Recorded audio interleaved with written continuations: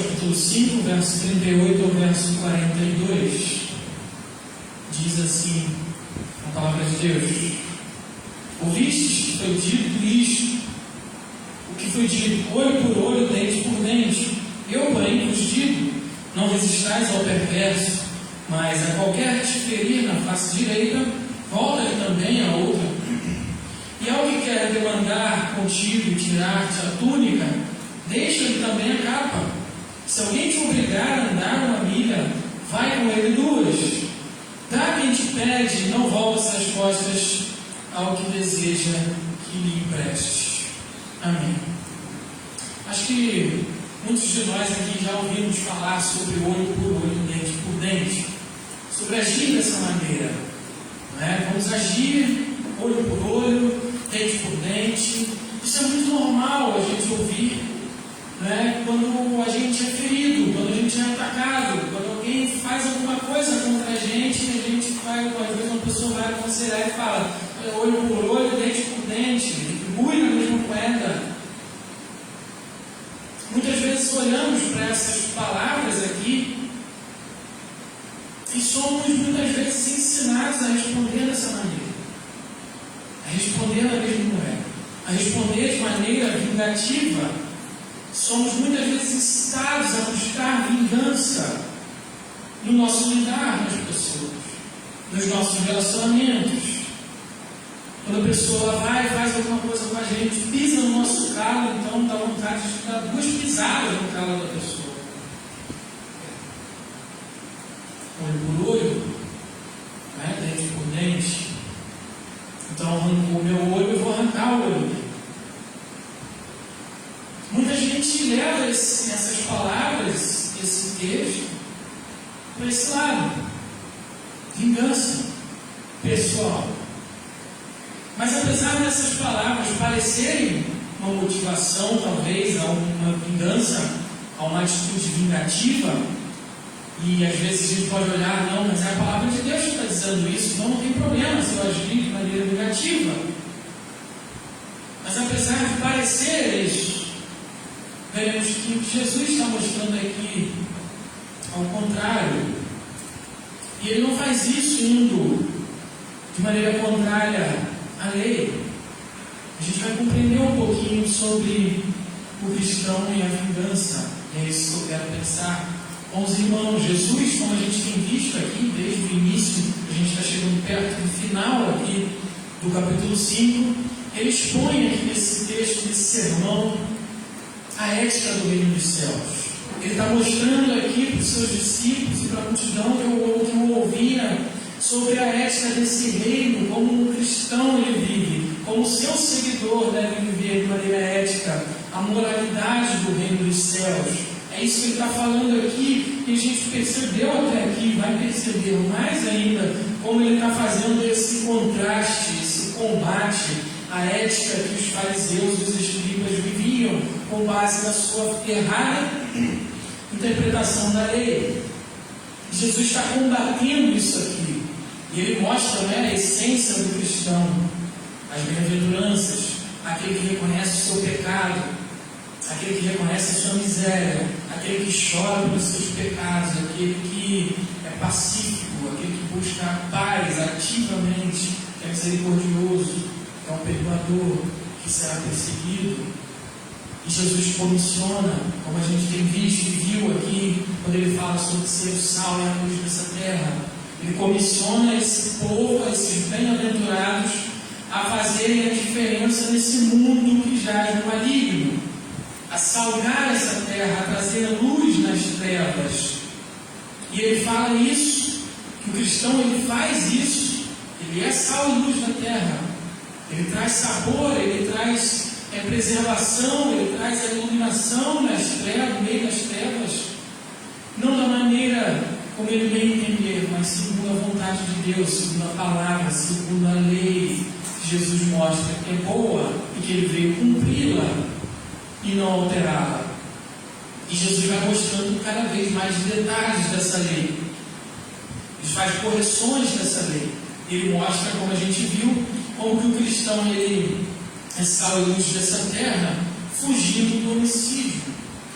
E ele mostra que o homicídio não é da maneira farisaica, não é só o ato físico, mas é o ódio, está interno, dentro do coração, o desejo, a maldade.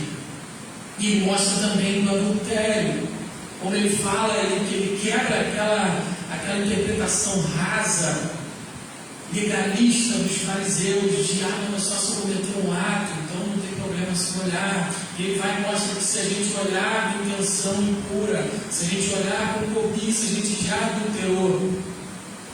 Então o problema está no coração. A lei é muito mais profunda, ela está enraizada, ela expõe nosso coração pecaminoso. E ele mostra sobre os juramentos também, como a gente viu, que o cristão ele deve buscar a sinceridade, ele deve buscar a verdade. O cristão, como proclamador da verdade, do Evangelho de Cristo Jesus, ele não pode viver em mentiras, em falsidades, como a gente viu que os fariseus buscavam fazer, até mudando um pouquinho a questão dos juramentos. Mas que o cristão não pode fazer isso. A palavra do cristão é sim, sim, não, não. E assim ele é sal e luz nessa terra. E a gente vai ver hoje Jesus corrigir aqui também acerca da famosa, conhecida lei de Italião, né? Muitos conhecem, o olho por olho, dente por dente. E ele faz isso também. Ele corrige uma falsa interpretação e a gente vai ver primeiro o que é essa lei, depois a gente vai ver como eles, os fariseus e os escribas, interpretaram essa lei de maneira errada, e a gente vai ver o ensinamento de Jesus aqui, corrigindo e trazendo a questão ética dessa lei. Em primeiro lugar, a lei. Ela é encontrada em vários textos do Antigo Testamento, Êxodo, Levítico, Deuteronômio. A gente vê essa lei aparecendo lá, olho por olho, dente por dente. Mas duas coisas a gente precisa pontuar aqui para a gente compreender essa lei. Primeira coisa, que já era uma interpretação, como a gente vai ver, errada dos fariseus, é que ela foi dada no sentido jurídico, para ser cumprida pelas autoridades legais da nação que estava surgindo, a nação de Israel. Não era uma lei destinada a ser aplicada pelo povo de maneira individual, por vinganças pessoais, mas pelo sistema legal de autoridade da nação. Pessoas que eram capacitadas para julgar, assim como a gente vê nas nossas leis hoje. O outro ponto aqui de compreensão aqui acerca dessa lei é que a intenção dessa lei, ela foi dada ao contrário da vingança. Não foi para gerar vingança, para estimular a vingança. Se ele furou teu olho, você deve furar o olho dele também. Primeiro que a gente viu que a intenção não era que indivíduos buscassem isso, mas era um sentido jurídico. O outro ponto é esse, que era para controlar, na verdade. Controlar e reduzir esse problema da vingança, que era muito comum entre famílias, em guerras, entre tribos, e por aí vai. Como poderia acontecer, uma pessoa vai lá e corta a mão do outro. Aí o outro vai lá e, ao invés de cortar a mão, ele cortou na mão, vou cortar o braço dele. Aí o outro vai lá, não, ele cortou o braço, vou cortar a cabeça dele. E aí gera um problema familiar já. E a família vai lá e mata dois de outra família. E assim vai. Daqui a pouco uma guerra instaurada, um ciclo vicioso de vingança. Isso acontecia. Era uma tendência. E essa lei é dada para as autoridades competentes da nação de Israel, que estavam surgindo ali para julgarem de forma justa. Onde se uma pessoa chega lá e roubou 100 reais, por exemplo, ela vai ter que devolver os 100 reais que ela roubou. Se uma pessoa arrancou o olho de outra, ela deveria ter o olho arrancado para pagar justamente pelo dano que ela causou. Havia correspondência entre a gravidade do crime e a pena imposta ao criminoso. Havia equivalência. Esse era o sentido. Isso reduzia o problema de vingança crescente. Esse ciclo de ir aumentando o problema, ele fez isso, vou fazer 2 vezes pior.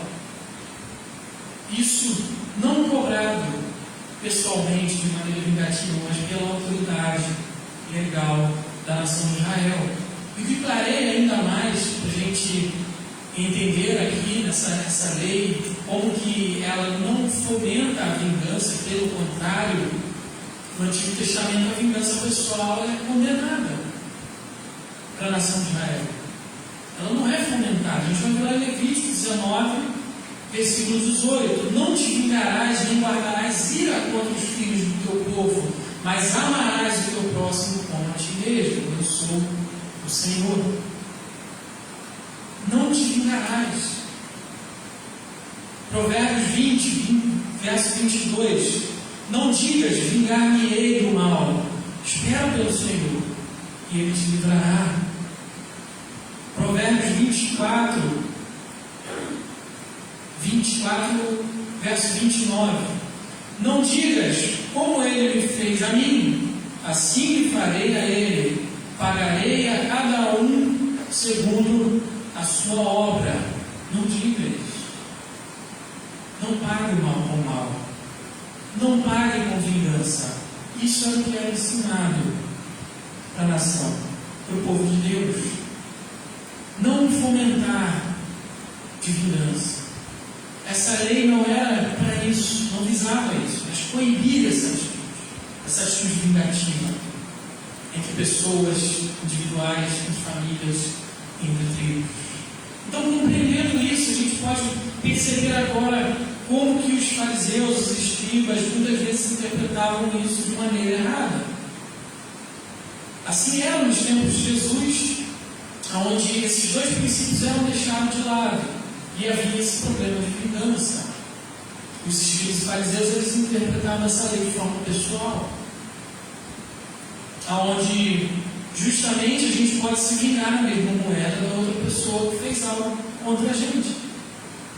Porque está dizendo ali, eu posso chegar e ir lá e matar a pessoa. Eu posso ir lá, se a pessoa pisou no meu carro, dar um pisão nela também. De maneira individual.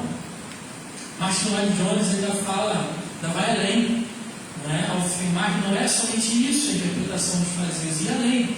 Ele fala, mas também a sua maneira tipicamente legalista consideravam como questão de direito e de dever executar olho por olho, dente por dente. Ou seja, os fariseus, além de levar para o lado pessoal e individual para se vingarem, eles se sentiam nesse direito e nessa obrigação de agir dessa maneira pessoal e vingativa, onde só gerava rancor, maldade, ódio, desejo de vingança com as próprias mãos. Dessa maneira, os legalistas eles erravam duas vezes em sua interpretação e prática da lei do Senhor. Um, que poderiam agir de maneira pessoal, com as próprias mãos, independente das autoridades legais. E outra, como um dever, eles deveriam agir dessa maneira vingativa. É nesse contexto que Jesus vai chegar e vai corrigir e vai apresentar a verdadeira interpretação da lei, quando ele fala, eu porém vos digo. E quando ele fala, eu porém vos digo, ele não está corrigindo a lei, ele está corrigindo a interpretação errada da lei. Jesus corrige essa interpretação errada dos escribas e dos fariseus, assim como ele já vinha fazendo nos textos anteriores. E ensina que o cristão bem-aventurado, ele não deve buscar vingança, pelo contrário, ele deve ser um pacificador, um misericordioso, como ele já falou lá na essência do cristão nas bem-aventuranças. É o caminho contrário da vingança. Jesus não apresenta aqui um sistema novo, um sistema legal novo para as autoridades legais daquele tempo, para tratarem naquele tempo sobre os criminosos.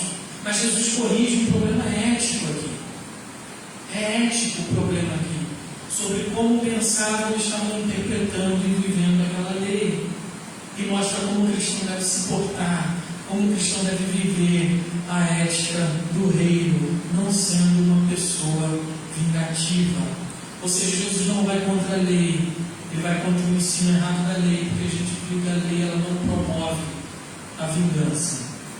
Pelo contrário, ela combate a vingança. Jesus faz isso, ensinando essa ética do reino nessa área da vingança com quatro afirmações. A primeira: não resistais ao perverso, mas qualquer que te ferir não faça direita, volta-lhe também a outra. Muitos pensam que aqui, ao dizer não resistais ao perverso, Jesus está ensinando que nós não podemos mais reagir a absolutamente nada. Que agora, se entrarem na nossa casa, espancarem a gente, espancarem a nossa família, fizerem o que for, a gente não pode reagir. A gente tem que aceitar quase que de bom grado. Eu não posso resistir ao perverso. E aí, como é que fica o cristão que entra para a polícia? Ele não pode resistir ao perverso, tem que deixar o perverso agir. Como é que fica o cristão que entra nas Forças Armadas? Está em pecado? Não pode o cristão participar da força policial, da justiça? Não pode proibir o mal? Não é isso que Jesus está dizendo quando ele fala não resistir ao perverso. Aqui, o sentido de levar um tapa no rosto, né, é sobre insulto. Quando Jesus fala: se baterem na tua face direita, dá a face, né, a outra face, como ele fala na sequência. O sentido aqui é bater com as costas da mão, a parte de trás, porque normalmente a pessoa ela é destra, e ela quando bate, ela bate com a direita, e bate na face esquerda, do lado da face esquerda. E ao falar da face direita, ele está se referindo àquela pessoa que bate com as costas da mão. O sentido aqui é insulto, é ofensa. Primeiro, pelo local onde é batido no rosto, e segundo, na forma das costas da mão. Esse tipo de agressão era considerado algo extremamente ofensivo no Antigo Oriente. E a multa era altíssima para quem cometesse isso. Passava até do salário médio anual de uma pessoa por cometer esse ato. Portanto, o sentido aqui era que a pessoa que está te insultando, a pessoa que recebeu um insulto, não quer dizer que em todo caso aqui a gente não pode reagir ou nos defendermos ou ter legítima defesa, mas que não devemos reagir com insultos quando insultados, com calúnias quando caluniados. Esse é o sentido de dar a outra face, é não querer se vingar de um insulto com outro insulto, ou algo pior até. Pois a reputação do Filho de Deus, ela está garantida pelo próprio Deus, e ela não é alterada por nenhum tipo de insulto dos homens. Por isso, o cristão é chamado a reagir com graça, assim como o Senhor agiu diante dos nossos pecados e do nosso insulto diante dele, com graça. E ele fala a segunda afirmação: e ao que quer demandar contigo e tirar-te a túnica, deixa-lhe também a capa. Jesus está falando aqui de uma situação onde alguém quer processar o outro para lhe tirar a túnica como pagamento, talvez, de uma dívida. E diante disso, o cristão deve dar também não só a túnica, mas a capa também. Sendo que essa roupa, a túnica, é considerada indispensável para a pessoa. De forma que, caso ela servisse como um tipo de penhor por alguma dívida, deveria ser devolvida até o pôr do sol. Como diz lá em Êxodo 22, verso 26, se tomarem como garantia o manto do seu próximo, devolvam-no até o pôr do sol. E o que significa isso? Carson, D.A. Carson, ele define o ensino de Jesus nessa fala da seguinte maneira: precisamos estar prontos a abrir mão até daquilo que consideramos nossos direitos garantidos por lei. William Hendrickson, um grande comentarista bíblico, também complementa esse sentido e vai um pouco até de maneira mais ampla. Ele diz: não temos o direito de odiar a pessoa que tenta privar-nos de nossas posses. Nosso coração deveria encher-se de amor para com tal pessoa, E este amor deveria revelar-se em nossas ações.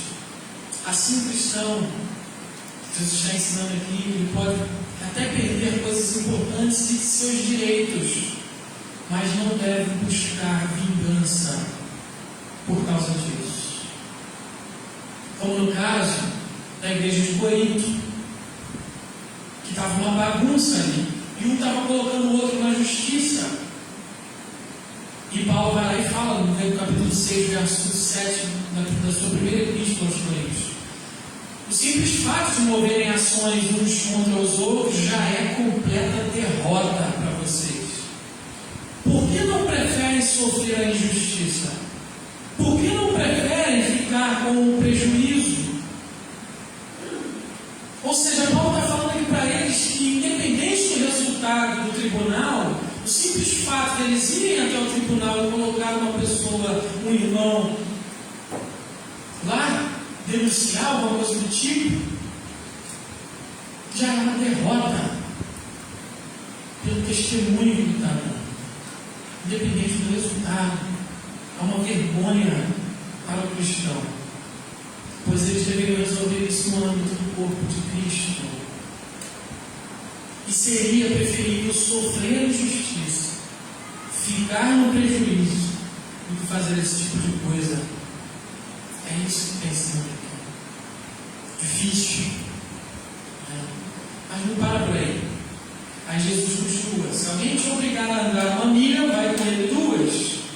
E Jesus provavelmente está se referindo a uma lei romana que autorizava convocar e exigir que civis realizassem certos tipos de serviços.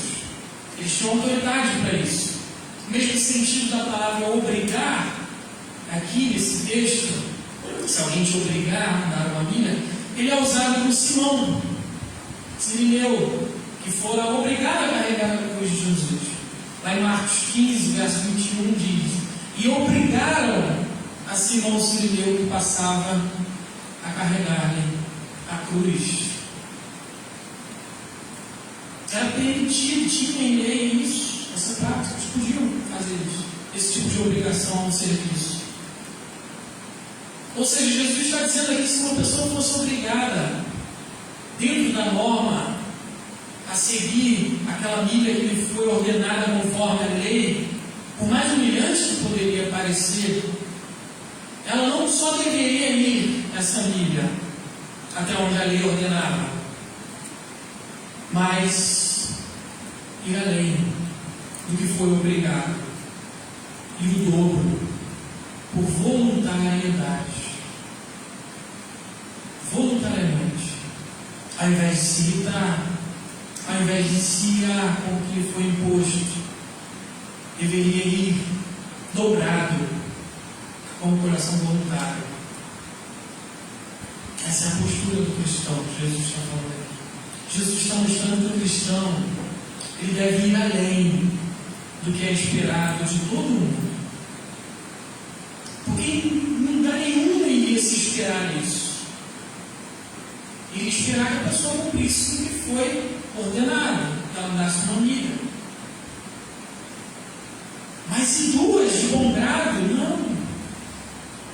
Jesus está falando que a gente tem que caminhar dessa maneira, ir além. Ir além. Assim o cristão é salvo do mundo. Não ir para onde o mundo vai. Mas ele deve fazer diferença de forma que outra pessoa que não crê em Cristo não faria. Não buscar vingança. Ao invés de buscar uma retaliação, uma vingança, ele age inesperadamente de maneira voluntária. Percebe como Jesus está expondo aqui, tratando do coração, aqui dentro, desejo. Ele está falando de voluntariedade, que ao invés de você murmurar, reclamar e ir obrigado, você ir por conta própria, com vontade, desejo. Ele está tratando aqui dentro. Não é o simples fato de ir 2 milhas obrigado também. Não é isso. De forma legalista. ele ainda faz mais uma afirmação, dá mais uma pancada no nosso coração. E ele fala: dê a quem te pede, não volte as costas ao que deseja que lhe empreste. Jesus finaliza aqui demonstrando que o espírito cristão é de caridade ao invés de vingança. Que ao invés daquele espírito vingativo, de luta ferrenha pelos meus direitos, não é meu direito, eu não vou abrir mão. Se eu posso responder a mesma moeda, eu vou responder a mesma moeda. Mas não, o cristão caminha de forma caridosa. Jesus está mostrando aqui que ele não tolera avareza, mesquinharia, egoísmo. Por isso o bem-aventurado ele é caridoso.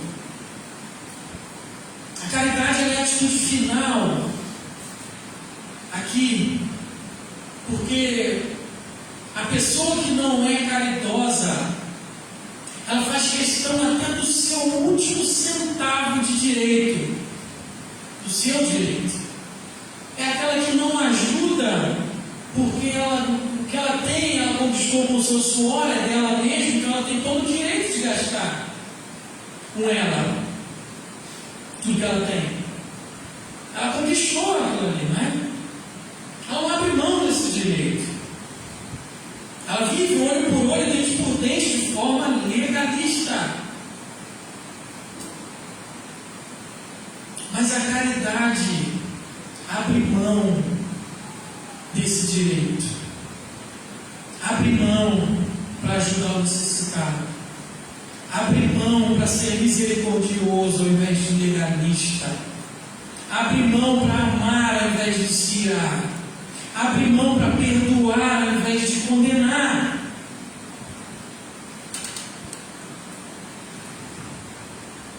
Se repararmos, cada correção de Jesus aqui torna o caminho mais estreito, a porta menor. Parece que vai encolhendo, a gente vai vendo isso aqui, meu Deus, o negócio é muito apertado, é muito difícil. E culmina lá no final do Sermão do Monte, dizendo que poucos passaram por essa porta. E ele fala lá que ela é estreita mesmo. Mas sobre esses caminhos a gente vai ver quando chegar lá, de maneira mais detalhada. A gente pode olhar para alguns exemplos de pessoas nas Escrituras que não buscaram vingança, que abriram mão até, talvez, de seus direitos. José,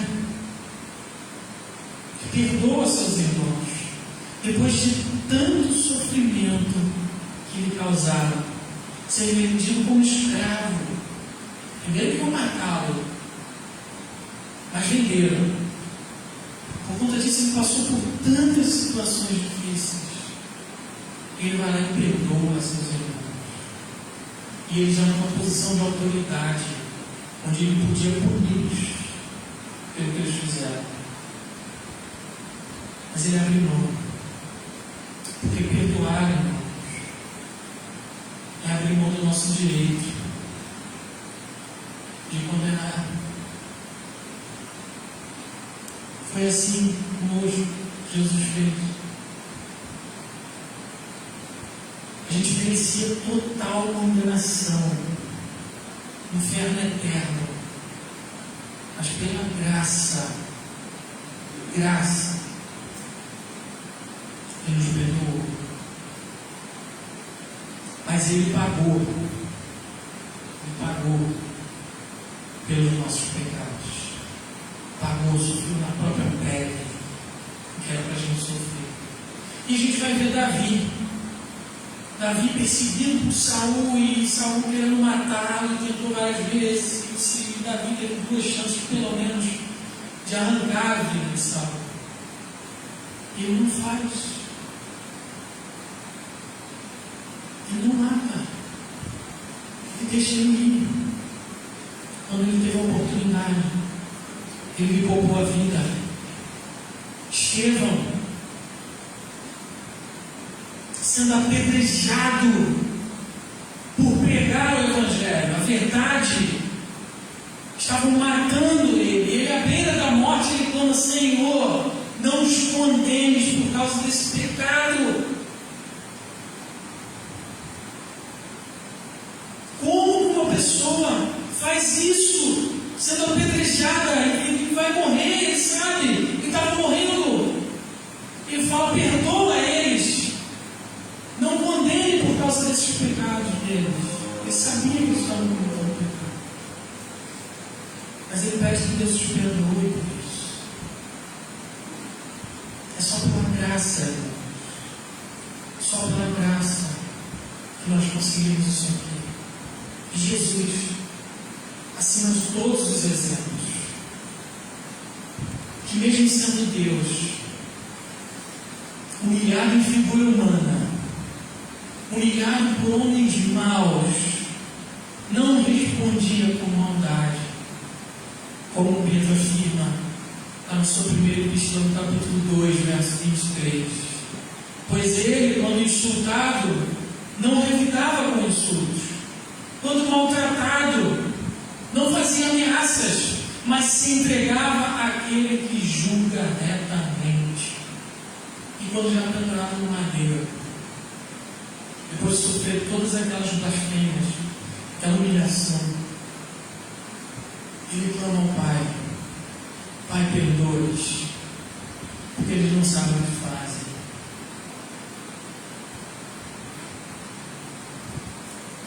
E esse é Jesus, o nosso exemplo de, ao invés de buscar vingança, buscar a misericórdia, a caridade, a graça.